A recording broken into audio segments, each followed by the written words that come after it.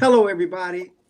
You know who it is. Well, we here with family. We are the Baylor Project. My wife Jean is here, but also we got some special friends that are family, which is the Glovers, and we call our auntie and uncle, Auntie Gail Boyd and Mr. Walter Beach. And first of all, we're honored to be able to talk to you all on Miss Gail's platform, alternative venues, and so we just want to just talk about just how our album Generations was created, and they were a major part on the birthing of how we created this album. And so we here again, once again, Mr. Beach, Miss Gail, the Glovers, and I'm Marcus Baylor, Gene Baylor, and I'm going to be quiet and not sound so formal and official. But Gene, I'm gonna hand this on over to you. And Thank you. take I'm it. like, who are you? I was gonna say that is the most formal I've ever heard I, Marcus. yeah, What? With the hat. with the hat. You got a good 2 minutes of formal good behavior. Yeah. Hey, everybody. I'm so excited to be here on this Wednesday evening and to have our people with us. So we came up with a creative idea to just come on and talk, give like a little more detailed information about the album Generations, just because sometimes we're doing like 5 minute interviews. They're real quick, sound bites, that kind of thing. But when you taking the time to try and create a body of work, you want to be able to kind of talk about it and give y'all a little bit more insight on how it came about. And so thank you so much, Auntie Gail, for having us. So, okay, Kathleen and Richard Glover, good friends of Auntie Gail and Mr. Walter. So, just to give you an idea of where the concept came from, because where does any concept from an album come from, right? And from all different places. But this one, it was a real special moment. We were at Auntie Gail and Uncle Walter's house, and Kathleen and Richard were there. And this was, I think this might have been our first time meeting the Glovers. Is that that was our first time meeting y'all, right? Yeah. And so, like from jump, it was like we just felt like we knew y'all for like ever. It just felt like family. Like, oh yeah, we've been knowing that, but it was the first time we met them. And so, one amazing part of hanging out with Gail and Mr. Walters that if you ask nicely, You gotta ask. you gotta ask. Right. Gail make you some biscuits. Yeah. So now I'm gonna take a second to tell you about these biscuits because these are like full butter, like it melts in your mouth and then it lays on your thighs, There it is. and it's all worth it. And so I tried to actually get her to put a clause in a management contract that like every quarter, once a quarter, you're gonna make us some biscuits. And she said no. I was like, darn it. So we're sitting at the table eating homemade breakfast and just, doing what people do when they eat and talk and sharing stories. And Kathleen and Richard, they started talking about like when they were kids growing up. And when he said the meter man, that's what that took me out. These stories were so good. I actually pressed record. I'm like, I gotta get some of this because we grew up where you plug your refrigerator in and there's a refrigerator and then a freezer and then you can go and get ice sometimes. Well, I didn't grow up with the ice machine. You had to put the ice in the little packs. That's old school. But when you said y'all had a meter man and y'all had to put quarters in the meter or the meter man would come and like turn your refrigerator off. And I'm like, well, how often did the meter man come? And how come you had to put, and why did you have a big piece of ice in a box? And why didn't you plug it in the wall? Right. Richard needs to tell that story. Yeah. Well, I'll just say it briefly as a reminder that it did plug in. However, there was a wire that went from the wall outlet to a meter that was on top of the refrigerator. And you put in a quarter for 8 hours worth of electricity. 8 hours? Come turn it off because if it ran out and that little hand got it to zero, it just shut off all by itself. And that's how we paid for our refrigerator. We would come by every Friday, collect all the quarters, all the ones that I hadn't managed to fish out with a butter knife. Used to go to the movies. He collect all those. We probably had to pay for it a couple more years because of me. But that's how it worked. It was a real deal. That's Wow. hilarious. The meter man. And so when we were sitting around talking about all these stories, it just hit me. And I'm like, this is like we have several different generations at this table. And it was just it. It was like, babe, I said, I got the idea for the album. It's going to be Generation. He was like, all right. He was like, well, what does that mean? I was like, I'm not really sure. But it's this moment right here that I just want to document how we feel and what we're experiencing. And so that's how the concept came about. And then Dean, it was at that same table when you were surprised that fried fish and spaghetti went Come on, together. somebody. makes no sense. Yeah. That's a very, very Midwestern thing. Yes, it is. Yeah. Right. I was like, what? But it tastes so good. It doesn't make sense up here. You get it now, right? What? It's so good. It's so good. Oh, and every time we go back to St. Louis, I'm like, my babe, we gonna fry some fish, right? Just like I stalk you for them biscuits. I'd be like, we gonna do some fish, right? Anytime I can eat somebody else's cooking, I'm game. Yeah. That album is so, I have to tell you, it's really one of my most cherished albums right now. I listen to it all the time. And you all did so many different things. Like, first of all, you, Jasmine, and Diane Reeves, please. Oh. That is just an amazing, amazing piece of artistry. And then what is the song that I can't think of that Marcus just goes out at the end? 2020. 2020. It's a completely different feel from what I just said, but it's all encompassed in the same album. And then having your family talk about being in love and stuff.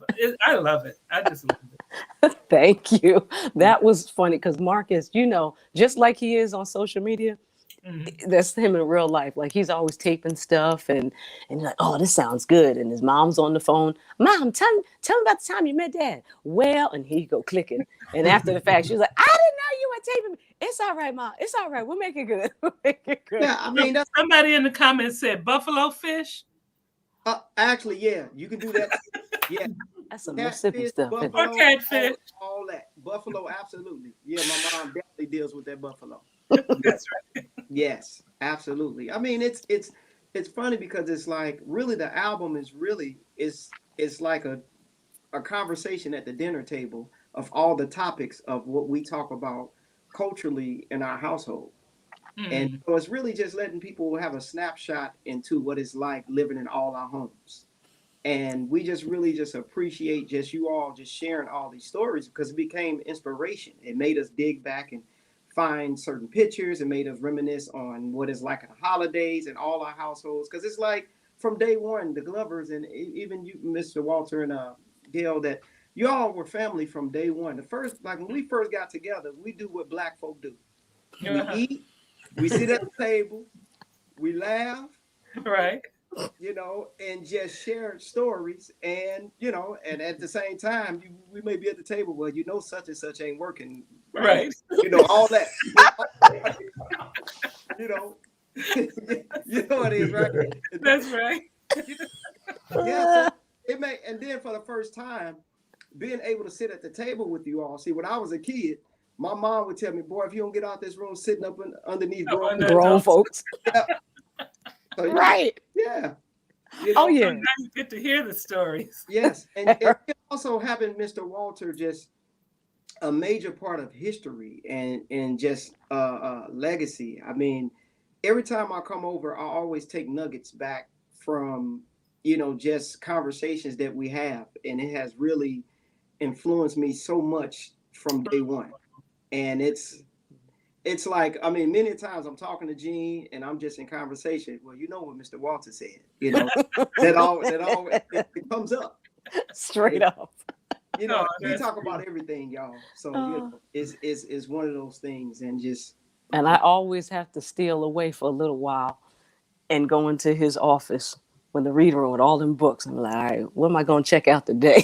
It's so funny. I did that today. I went in his library and just opened the door and just started looking at the titles. And I thought, my husband is very eclectic. You know, Yes.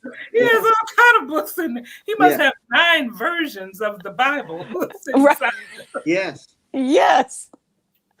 Oh Well, you my know, God. that's because of the associations. If you associate with Richard and Kathleen, you can't be stupid. You have to have some intellect. You know, you can't see that. My son got a favorite saying that he learned while he was out. When he was going to college, he went to University of Michigan, and he was a sky cap. Mhm. That was his job. That's where he hustled at. And the older guys on the curve used to tell Darren, he said, they had 2 sayings. One, there's money out there. So if somebody was coming, you had to get out there and get their bag so you can get some money. Yes. So Chuck and them used to tell Darren, and he was just 17 years old at the University of Michigan, said, Darren, it's some money out there. But then he had to get out there and hustle. But they also had another saying that my son shared with me. Don't know nothing, can't do nothing. That's right. Don't know nothing, can't do nothing. So I'm associated with people who know something. Mhm. I can do something, you know. Yeah. And it's very important to be able to read and understand and see what the other world is. And this is the last point I'll make on that. I was in the East when I studied at an ashram in India, in New Delhi. And the teachers and the masters always used to say, if you haven't experienced it, you don't know what it is. All you know then is what somebody else say it is until you experience it. That's So it's so important to have experiences to draw upon.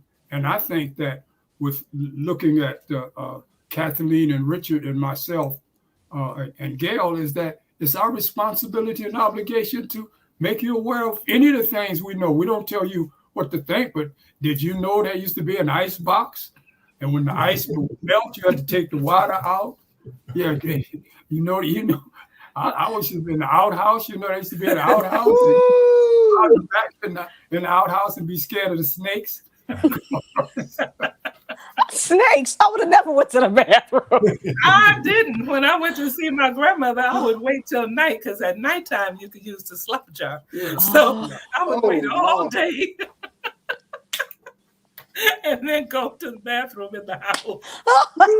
That's, So I wouldn't have to, because I heard that snakes could come up. I was like, oh no, I'm coming from Chicago, going down south visiting my grandmother. I'm like, oh no. dang. I've used the outhouse. I never used a slap job. Oh, honey, I was a slap jar expert in the summer with my I think we need to do that just to have the experience. Yeah, let me listen. I want to say this about the slap jar. Oh, Lord. Hold on, I gotta say this. When I was in high school, I ran track and I had the state record. And my niece, my sister, and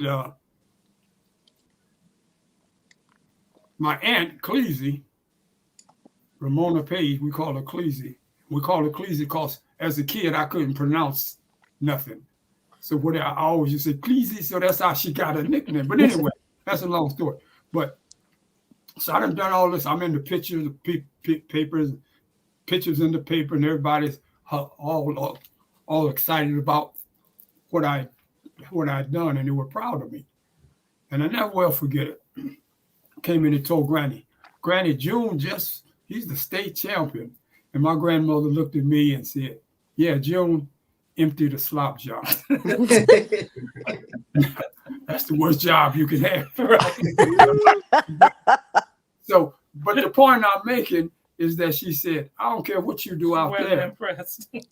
In here, you got some chores to do, and you got to empty the slop jar.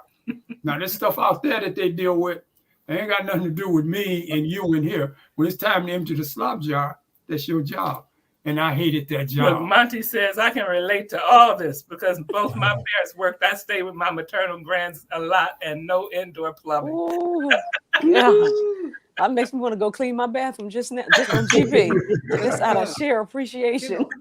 And it's funny it's so great to have this conversation because most of the time we on these platforms, people want to ask, how did we create our music in terms of the business side of doing everything ourselves independently. But before we even think about the business side or any accolades or any of that, we really are rooted in staying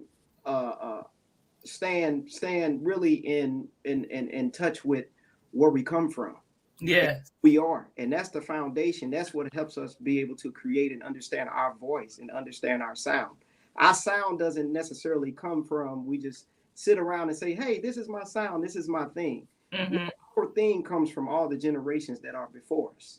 And so even leading from our first album, from The Journey, and now we on Generations, and hearing all these stories, that's what really created the songs. I mean, when we talk about Black Boy, 2020, hearing you all stories and saying, hey, Gene, check out this book, different books being read, and said, hey, well, I don't know what I'm going to write right here. I got to just take a break.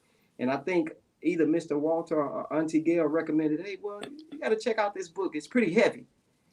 And so with that, and then you hear the stories, like there's a song on there with Sullivan Fortner, I Remember This. Yes. It's all about, we all know what it feels like when mama tell you, hey, when those street lights come home, your behind better be in the house. Better be home. That's a whole analogy of basically when the street lights come on, mean that the sun is when it is down and it's getting dark. So you better be within hollering distance. Mm-hmm. And Kathleen was telling us stories from times in Barbados as well. So we were also kind of comparing growing up in the country here and growing up in the country there. It was a lot of fun. If I could say that every musician, all of us have stories of generations. We've sat around, we've heard these stories. What you did with those concepts, I think is nothing less than amazing. I know somebody before gave you 5 stars for the CD. Wow. Yeah, I could give them more. Just how your minds, and your creativity mesh to create this album is absolutely phenomenal. I've had the pleasure of seeing Jean in the kitchen cooking something, but her mind that creative mind working, and how she said, I got this idea. I got this thing. She was in the kitchen cooking. Yeah, she was doing something, acting like she was cooking. She was I don't want to blow up like that. She was either warming up the food, she was washing the dishes, or microwaving. She can sing herself to death with that girl. I don't know her to be. But anyway, I've seen that creative mind work fresh up and begin to become a song. So I just want to say that she did make some vegan crab cakes for us. Remember when we all had dinner with her? And they were really good. I was so impressed. Thank you. There you go. But you can cook. Feel free to cook them the next time. I'm trying to get out of cooking. I ain't creative in the kitchen. But yeah, I remember I was talking to that next morning. I was talking to Richard and Kathleen about this song. I said, well, I got this song called Black Boy. It's I only got like 2 lines, so I'm not really sure where it's going to go yet. Right. And I sang a little for them. They're like, oh, okay. I said, we got to work on it. And I read The New Jim Crow just to I remember talking to you guys because I was like, well, I have this idea, but I'm like, I'm not really sure. I want to make sure if I write it, I kind of know what it is that I'm talking about. And even reading that book kind of helped to put some things in perspective in terms of like, when you live life as however you live it, it's for us, like through the African-American experience, it's like, there's certain things but you may not, have the statistical information to back it up. You may not have the research. So, when you go get this information, you'll be like, I know it was some funny trickiness. But, you have somebody that kind of does that work of compiling all historical information and data and research and all that. I also remember a book that Mr. Walter wrote, and it was like autobiographical in nature, I believe. And say that again. The name is Consider This. Consider This. And which is his favorite thing to say. You can ask him a question, he'll say, I'm not going to tell you what to do, but But consider consider this. I love it. Forces you to think. That's what Right. my dad was big on that. Just sometimes just sit down and be quiet and think. That's And what he would think. say. But there was a story I believe that he shared in that book when he was a child, and I figure somewhere between the ages of 7 and 10 maybe, and I think he The beat real world. somebody. Oh yes. He beat somebody in a Right. race, and Right. and well, the white folks didn't take too kindly to it. Oh well. Now I was in Illinois then, not in Michigan. Now we go down there every summer, and while we were down there, just kids. I was about 7, 8 years old, and we were barefooted. We planned, and some Caucasian kids, white European kids, were talking about running and racing, and we had a race. So the one little white boy said, "Well, my cousin can beat your cousin," and then my cousin said, "No, you can't." So we raced. So after we had the race, as far as I was concerned, the race was over. And he said, "Well, niggas shouldn't be able to beat white boys running." Wow. Well, still the same personality that I had then. I just got busy, man. I'm 9 years old, but I knew that wasn't something you were supposed to refer to me as, So I beat him up. Then when we got home, my mother come up to me and said, "Did you get in some trouble today?" I said, "No, I didn't get no trouble, Mom." Because all of the ministers and the deacons in the community had come to my Aunt Bessie's house to tell him that I beat up a white boy and the Klan was looking for me. So they had a Klan riot, and my mother put my sister's dress on, and that's how we got out of Mounds, Illinois. To get on the train, I had to go through that Gauntlet, really. every time I think of it, I get angry because I've never been afraid, because I've never considered myself a victim. I'll be a casualty, but I won't be no victim. So that was that situation. So I had to go through a bunch of hooded European, kind word, with hoods on to get out of the city. Well, because we're on this, I'm being very kind and generous and abandoning my language as I usually deal with it.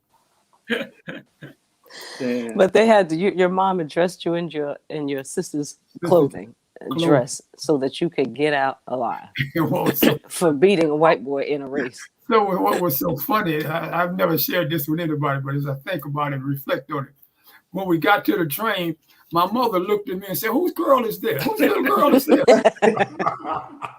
We can laugh now, but imagine how traumatic that must be, though.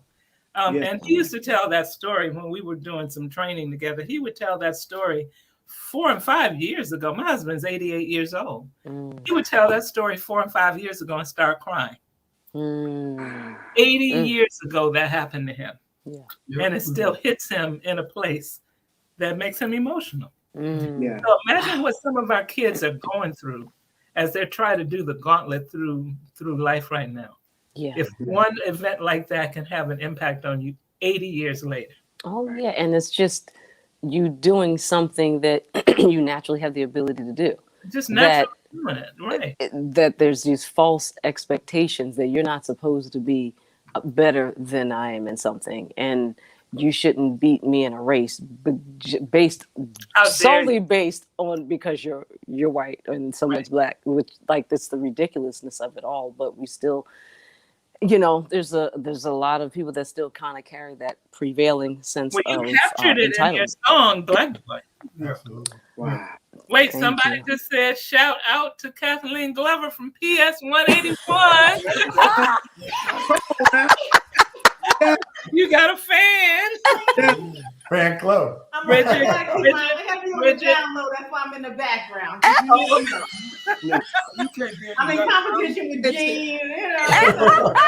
Don't want to outshine the stars. Outshine the two. Wait a minute, wait a minute. Sean won't do too much.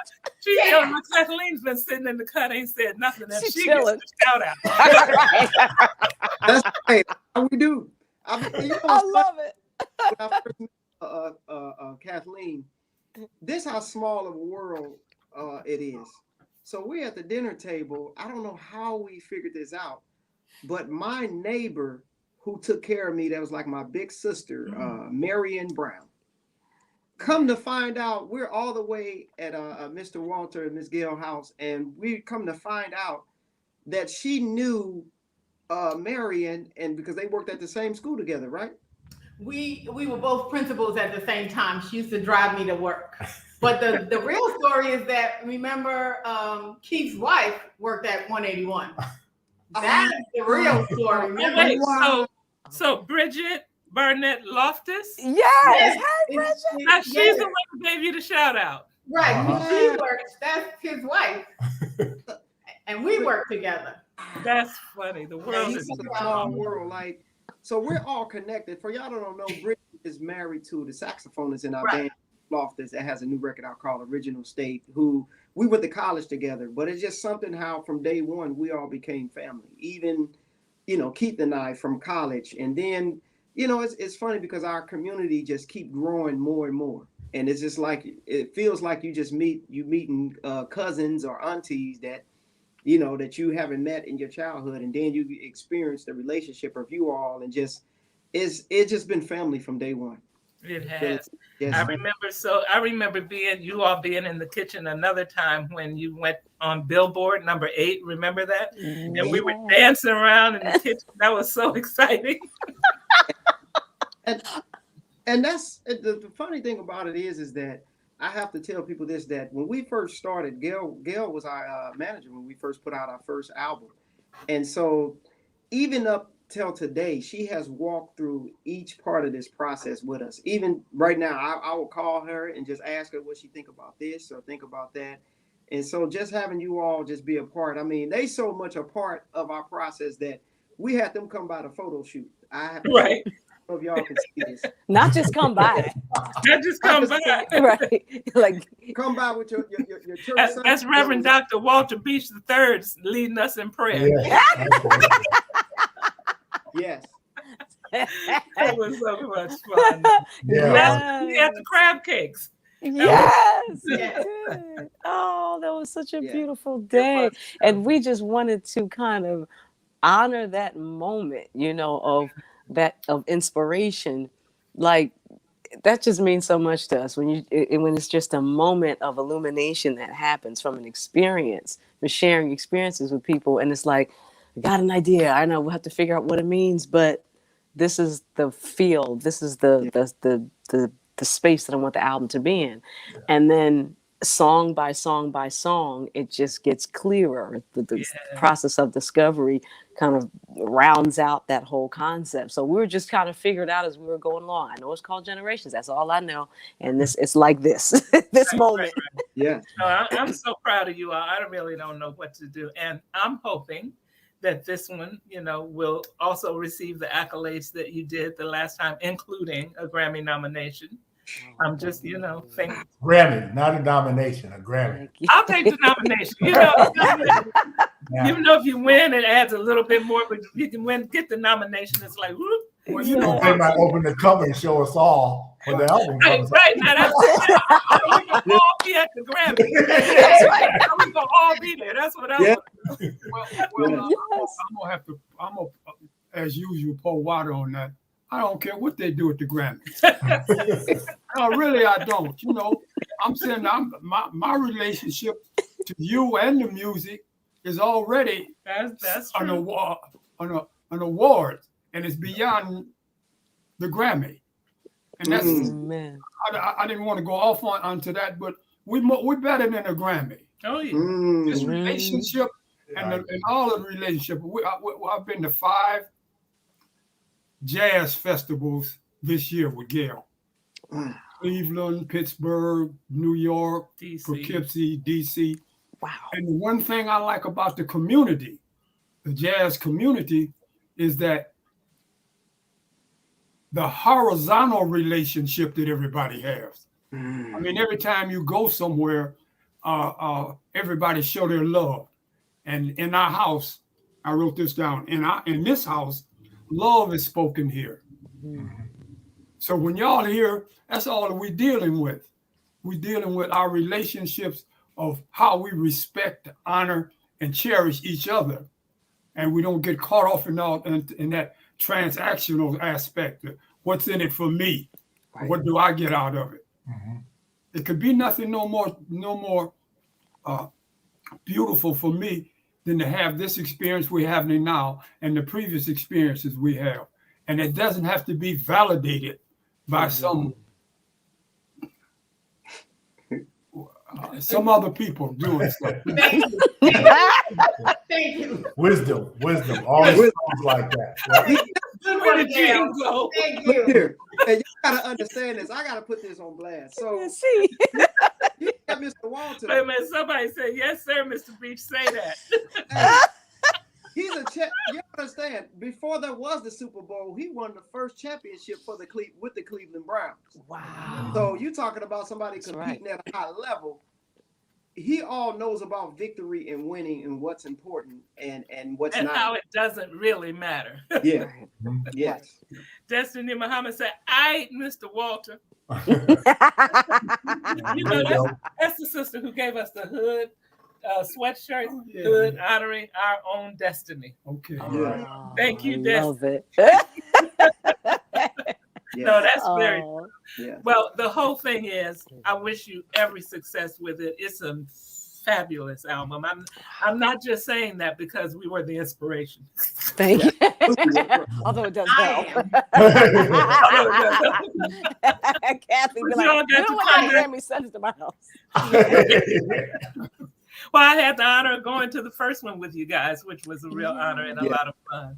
But Destiny says honoring our own divinity. That's true. Yeah. I said honoring our own destiny because her name is Destiny. Oh, do you all know her? She's a beautiful harpist. Oh no. Yeah. You need to hear her. We haven't met her. Hi, Destiny. Yes. I look forward to it. Yeah, she is. Somebody said it's beautiful. The record is fire. Thank you. I really thank you all for coming on, and I want you to just keep doing what it is you're doing because it's just, you all are family. Yes, I love you to pieces. I wouldn't pay a nickel for you, but I wouldn't trade you for $1 million. Thank you, Auntie Kim. Yes. I wanted to make sure too, if Kathleen had any stories she wanted to kind of share in terms of what would relate to the album concept and just, because I like to describe the album in general as like cultural anthology of faith and family, love, community. It's like really everyday lived experiences that everybody, all people, all cultures experience, but it is told through the Black lens, the lens of African-American experience. Because where else do Negro spirituals come from? Where does the blues come from? Where does jazz come from? R&B and soul and every sound of music that is represented in the album. So, but I just wanted to extend that to you if you wanted to share. Well, I know you're chilling in the cut because you don't want to, you don't want to Beyonce me, but I'm gonna take the light. So no, I think everybody said everything that I would have said. I know that one of the things, because at the time that we talked about it, I was in an elementary school, and we talked about the idea of generations. We talked about the young kids who were in school and who go through some of the traumas that we can't even begin to imagine. Like Gail said, Walter is 88. And he still has the trauma of being as a child. So we were talking about some of the things that we see in schools and how these children really need to have love and support. And a lot of the songs that are on the album really just touch your soul. They do. Your spirit. And kids need, like Bridget knows, we're in a school that kids need to be loved and nurtured and realize that there are people out there, even if they're not blood related, who are family and who have their best interests. And some of the songs are just touching. We have a new grandbaby. He's 7 months, and we played an album for him. Of course, his name is Richard, but whatever you name a baby boy in this family. So we do play it then, but I know that was a lot of the conversations, just generations, because even at the photo shoot, we had the 2 young kids, just to realize that there has to be some legacy and continuation and connection between all the generations. So I thank you. I love that. Thank you so much. Thank you. I cannot wait for us all to get back together again. Biscuits on the house. Yes, and you know, we last time we were there, we almost started a biscuit war. Why? What happened? Jade was there, and, Oh, and we almost started a biscuit war with your son because he kills the biscuits too. But we were I like, tried to make enough. I'd be like, I don't know. And he started vibing your biscuits. I'm like, well, you might have to show her up. So, I mean, we can go get more flour. Just more And the biscuits. potato salad. I remember the potato salad was starting a little bit of trouble too. Richard, Kathleen, you all missed it. This summer we had Arif and Jade and Hassan and the Baylors and a whole bunch of people over. And I don't think I made enough potato salad. So it started to be a bit of a bad move.